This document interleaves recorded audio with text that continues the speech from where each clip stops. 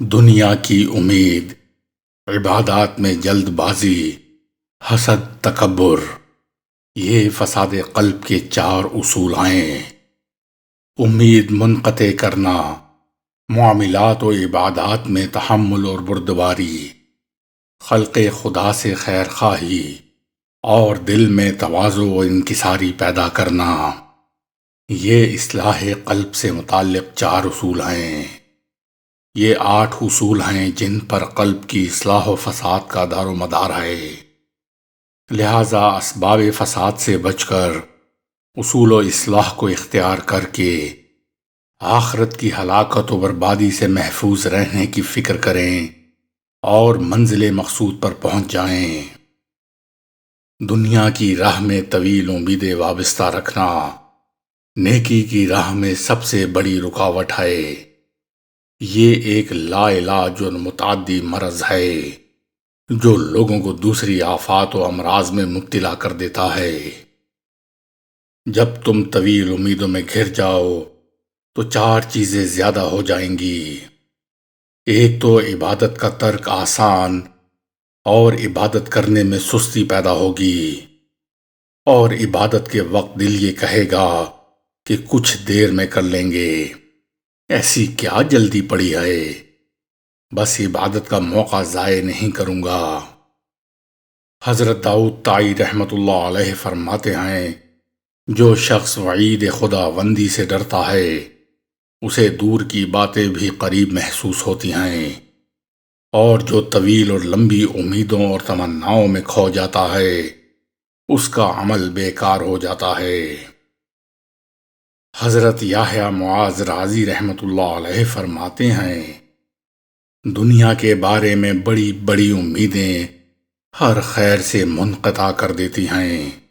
اور لالچ اور حرص ہر حق بات کو قبول کرنے سے روکتی ہے، اور صبر ہر خیر کی طرف لے جاتا ہے، جبکہ نفس ہر برائی کی دعوت دیتا ہے۔ عمل میں زیادتی کرنے والی دوسری چیز ترک توبہ ہے۔ اس کی وجہ سے انسان توبہ میں تاخیر سے کام لیتا ہے، دل میں کہتا ہے کہ ابھی عمر بہت باقی ہے، توبہ کر لوں گا، ابھی تو میں جوان ہوں، کم عمری ہے، یہ تو اپنے اختیار کی بات ہے، جب چاہے توبہ کر لوں گا۔ اس قسم کے بیکار خیالات میں پڑ کر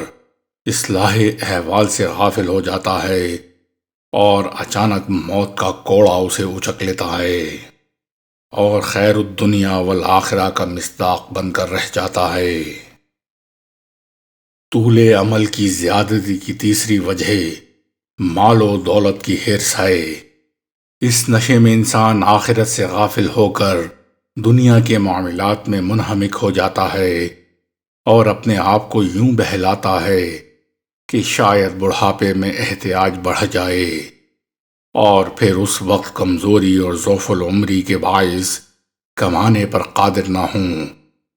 لہذا زائد ضرورت مال جمع کر لوں تاکہ بڑھاپے اور بیماری میں کام آئے۔ غرض اس قسم کے سینکڑوں خیالات و توہمات دنیا کی رغبت، مال کی حرص اور مزید کی محبت اور موجودہ کا بخل اس میں پیدا کر دیتے ہیں، اور وہ ان امیدوں میں پھنس کر اپنا قیمتی وقت اور عمر عزیز ان کی نذر کر بیٹھتا ہے، اور لغو و بےہودہ آلام و تفکرات اسے لاحق ہو جاتے ہیں۔ حضرت ابو ذر غفاری سے روایت ہے، آنے والے ایام کی فکر نے مجھے مار ڈالا ہے۔ لوگوں نے پوچھا وہ کیسے؟ فرمایا کہ میری طویل امیدیں اور تمنائیں میری موت سے تجاوز کر چکی ہیں۔ امیدوں اور تمناؤں میں اضافے کی ایک چوتھی وجہ یہ بھی ہے کہ دل میں سختی اور آخرت سے غفلت اسے لمبی امیدوں میں مبتلا کر دیتی ہے،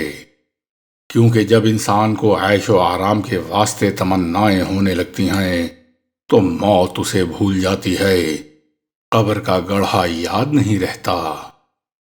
تم لوگوں پر جس چیز کا سب سے زیادہ ڈر ہے وہ 2 ہیں، ایک طول عمل اور دوسری خواہش نفسانی کی اتباع۔ یاد رکھو طول عمل تو آخرت سے غافل کر دیتی ہے اور نفسانی خواہشات کی اتباع حق بات کو قبول کرنے سے روکتی ہے۔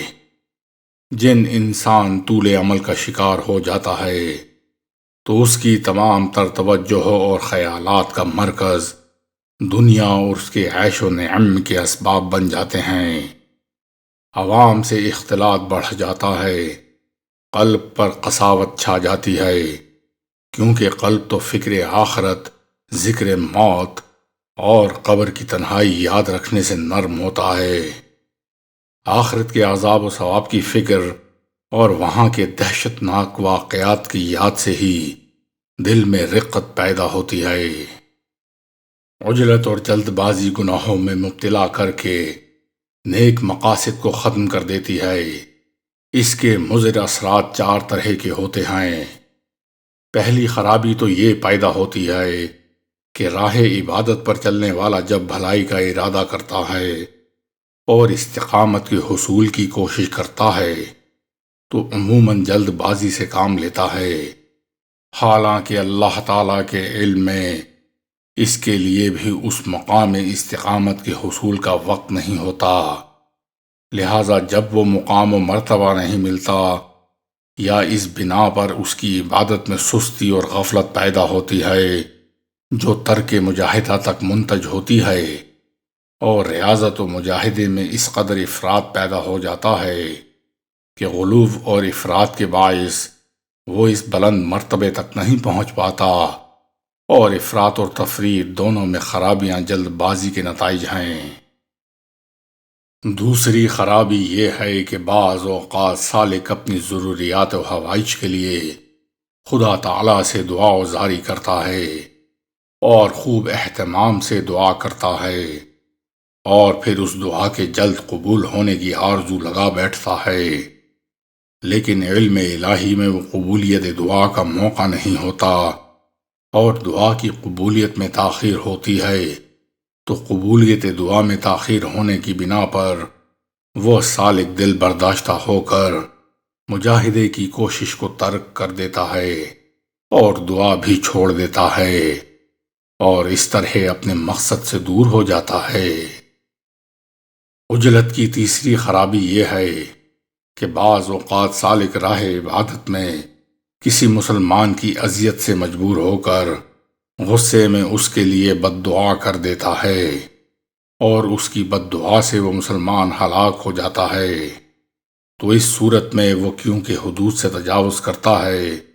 تو آخرت کے اعتبار سے ہلاکت اس کا نصیب بن جاتی ہے۔ اور اس کی چوتھی خرابی یہ ہے کہ عبادت کی اصل حقیقت ورع و تقوی ہے، اور اس کا حصول موقوف ہے تمام معاملات میں خوب غور و فکر اور دقت نظر پر، لیکن جلد بازی اور غیر متحمل مزاج انسان کسی بھی معاملے میں بردباری اور تحمل کا اظہار نہیں کرتا، اور غور و فکر کی بجائے ہر کام کے انجام میں جلد بازی سے کام لیتا ہے۔ جب وہ اس قدر عجلت کرے گا تو یقیناً ٹھوکر کھائے گا، اور کھانے پینے اور بقیہ تمام امور میں بھی عجلت کرے گا، اور یہ عمل اس کے لیے نقصان دہ ہوگا، کیونکہ جلد بازی کی وجہ سے بعض اوقات حرام غذا بھی استعمال کرے گا، جس کی بنا پر اس کا تقوی اور ورع ختم ہو جائے گا، اور جب عبادت میں تقوی ہی نہ رہے تو وہ بیکار ہے۔ تو جس مصیبت کی وجہ سے انسان اپنے تقوی و ورع سے ہاتھ دھو بیٹھے، خیر کے اعلیٰ درجات سے محروم رہ جائے اور حوائج ضروریہ کے حصول میں ناکام رہے اور اپنے دوسرے مسلمانوں کی بربادی کا باعث بنے، تو ایسی خرابی کا فوراً ازالہ اور اس کے بعد اصلاح نفس بہت ضروری ہے۔